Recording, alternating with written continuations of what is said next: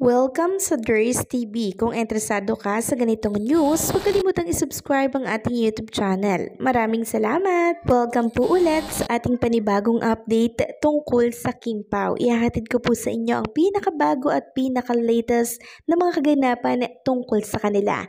Kaya naman kung hindi ka pa subscriber ng ating channel, pindutin nyo na ang notification bell para lagi kayong updated sa mga balitang trending at napapanahon. So ayun, welcome back again sa ating YouTube channel mga kakimpaw, and for tonight's video, ang pag-uusapan po natin ay mga importanteng kaganapan po kay Kim and Paula Avellino.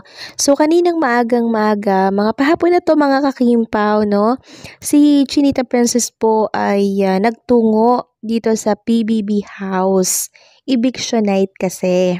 So nakakatuwa lang mga kakimpaw kasi finally present na po siya sa PBB. And dahil nga po sa kaganapan na yan kanina mga kakimpaw kay Chinita Princess, maraming mga fans ang naghahanap po kay Paula Avellino kung kasama daw ba si Paulo. Merong mga nagsasabi na hinatid or hatid sundo ni Paulo si Chinita Princess. Sabi nga ng isang fan dito, si Papi kaya nasaan? Siguro hatid sundo rin sa kanya. Meron namang nag-reply na wag na pong hanapin ang ayaw magpakita. Hindi ba kayo sanay kay Paulo? Gusto po niya tago lang at secret. Bigyan niyo na sa kanya. Sabi nga nonchalant, di ba? Mysterious. Nagpapakita naman po pag work-related. Tom, baka mag-jogging sila kung walang schedule si Kimi.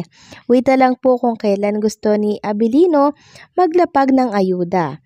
What you see is what you get. So, hindi po talaga may iwasan na hanapin po si Paula Avellino kay Chinita Princess, 'di ba? Lalo't higit ay yung relationship nga nila, no?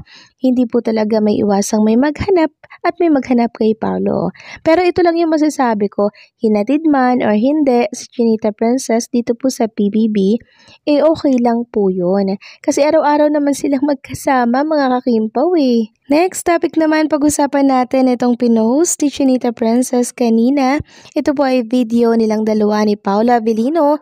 Ganap po ito sa ni-endorse nilang brand, which is itong Hyundai. Ito po yung ganap nila nung nakaraan. So ngayon lang na-post ni Chinita Princess yung video nilang dalawa. Sabi po ni Kim, what if last at Mia's 2025. We showed up, served rockstar energy, and watched the Hyundai Philippines, Elantra and Line steal the spotlight, style, power, and pure adrenaline. So ito po yung bago sigurong modelo na inilabas ng Hyundai. Kaya sa mga mayayaman nating Kimpaw fans dyan, nako, itry nyo na po itong Elantra and Line steal in the spotlight. So grabe to mga kakimpaw, solid ang ganda po nitong Elantra and Line na to. Next topic naman, pag-usapan natin mga kakimpaw, ito pong mga nababasa ko sa mundo po ng social media. So meron kasi akong nabasa sa isang comment section tungkol po dito kay Kim and Paula Avellino na teleserye, no? So meron ako nabasa. And alam nyo na to mga kimpaw, and napanood nyo na rin siguro sa YouTube channel ni OG Diaz. So, meron kasi ako mga nababasa na sabi daw di umano ni OG Diaz ay bakit daw laging Kimpaw ang merong pelikula or project or teleserye. So, ang dating po kasi sa mga fans, parang ayaw po ni OG na laging may project itong si Kim and Paula Avellino kasi marami daw po ang artista.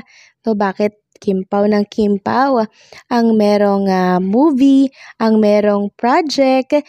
Syempre, no, sila po yung in-demand ngayon mga kakimpaw. Sila yung in-demand na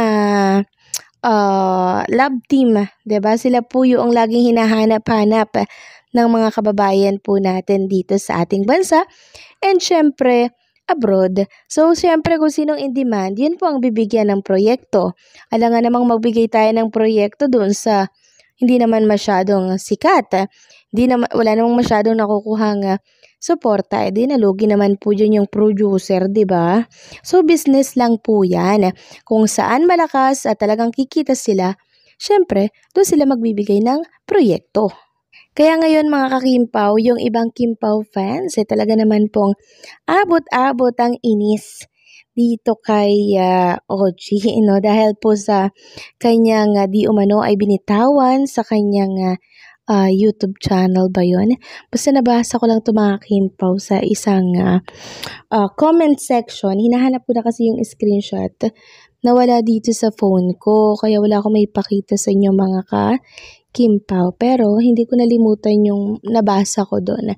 Na yun nga po sinabi daw ni OG na bakit Kimpaw ng Kimpaw ang may proyekto. So syempre ako, pag yun ang narinig ko mga kakimpaw, maiinis din syempre ako na bakit parang ayaw mo ata na mag-project si Kimen Paulo Avellino. Kaya ang dating sa ilan, parang hinaharang naman, parang hindi naman nasang-ayon si OG sa project ni Kimen Paulo Avellino.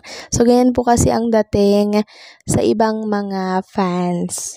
Siguro, komento niya lang yon mga kakimpaw, no? Side comments niya lang na bakit si Kim and Paulo Avellino na lang lagi. Alam niya naman siguro na malakas ang tambalang Kimpaw, kaya lagi pong sila ang pinipili at talaga namang may proyekto. So, hindi po talaga babakantehin ang Kimpaw dahil nakikita po ng management nila yung lakas, no, ng mga supporters, mga fans ni Kim and Paulo Avellino. Nakakatuwa nga po yung pagsuporta nila sa My Love Will Make It Disappear.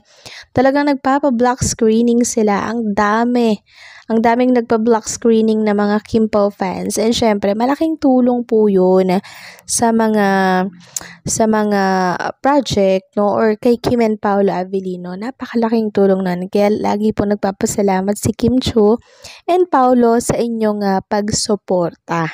Kaya kung meron pa man pong iba na kumu-question sa mga natatanggap po na project ni Kim and Paulo, mas mabuti pang wag na lang natin questionin. Bagkus isuportahan na lang natin sila. Kasi kapwa natin yan mga Pilipino din Bakit di na lang tayo magsuportahan at hilahan tayo pataas? Wag pababa mga kakimpaw, 'di ba? So, sino na po ang excited dito sa bagong teleserye ni Kim and Paulo Avellino? Mag-comment nga kayo dyan mga kakimpaw kasi meron tayong nasagap na title. Ewan ko lang kung yun na po yung title pero nabasa ko po and nakita ko rin kung sino po ang makakasama ni Kim and Paulo Avellino. Mga bigating artista po mga kakimpaw.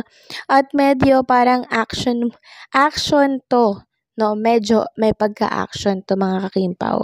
Yun ay ayon lamang sa aking mga nakikita at nababasa. Pero, still, congratulations kay Kim and Paulo Avellino sa kanilang bagong teleserye. Hindi pa lang natin sure kung kailan po ito sisimulan. So, paano hanggang dito na lamang po ang update natin. Maraming salamat po sa patuloy na pagsuporta.